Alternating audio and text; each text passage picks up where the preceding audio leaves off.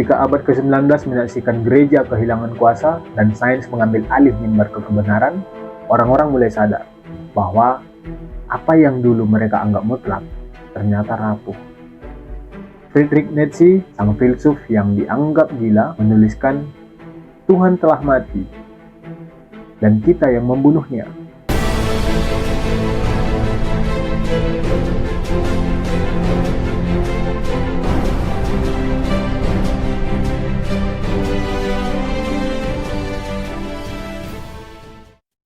Nihilisme.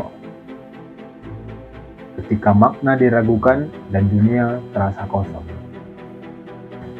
Pernahkah kamu menatap langit malam dan bertanya, apakah semua ini sungguh berarti? Atau apakah kita hanya sebutir debu, hanyut di tengah semesta yang tidak peduli? Nihilisme bukan sekedar pesimisme. Ia adalah ledakan sunyi dari jiwa yang muak pada kepalsuan. Paham yang lahir dari luka, dari keraguan, dari jerit yang tidak terdengar. Ia berkata, tidak ada Tuhan, tidak ada kebenaran mutlak, tidak ada makna yang melekat pada hidup ini. Semua yang kamu anggap sakral hanyalah hasil ilusi atau tradisi yang sudah basi. Tapi dari mana datangnya kekosongan ini?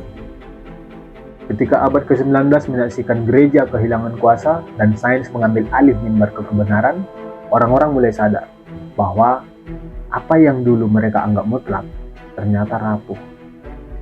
Friedrich Nietzsche, sang filsuf yang dianggap gila, menuliskan, "Tuhan telah mati, dan kita yang membunuhnya." Kalimat yang mengguncang dunia seperti gempa tak terlihat. Nietzsche bukan merayakan kematian Tuhan. Ia memperingatkan, tanpa pondasi nilai, manusia akan terombang-ambing tanpa arah. Dan itulah nihilisme. Saat kompas moral retak dan kehidupan kehilangan arti. Saat ini kita hidup di zaman yang dikira maju, tapi makin hampa. Media sosial penuh canda, tapi hati kita beku.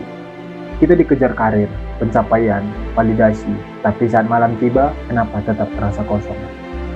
Itulah wajah nihilisme hari ini. Ia tidak berteriak, ia berbisik di kepala kita. Saat kita sendirian dan tidak lagi percaya pada apapun. Dan bahayanya, dalam kekosongan itu lahirlah sikap apatis.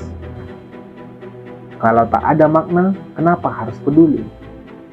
Kalau hidup ini sia-sia, kenapa harus berjuang? Sebagian menyerah dalam keheningan. Sebagian lain memilih ekstrim, mencari makna palsu dalam ideologi kekerasan, karena manusia tidak bisa hidup terlalu lama dalam kehampaan. Nihilisme, jika dibiarkan, bisa menghancurkan harapan, mengikis kemanusiaan dan mematikan empati. Namun di balik gelapnya ada cahaya yang kecil yang tidak boleh padam. Nietzsche, si nabi gelap itu, sebenarnya tidak ingin manusia tenggelam dalam kekosongan. Ia menawarkan satu harapan. Jadilah Übermensch, manusia unggul yang menciptakan maknanya sendiri. Bukan dengan meminjam nilai lama, tapi dengan keberanian menjadi sumber makna itu sendiri. Kamu, aku, kita semua punya peluang menjadi pencipta nilai, bukan sekedar pewaris dogma. Mungkin memang tidak ada makna yang diberikan, tapi itu bukan akhir dari segalanya. Itu justru panggilan untuk menciptakan makna, menuliskan dalam pilihan dan tindakan. Nihilisme tidak harus dari penjara.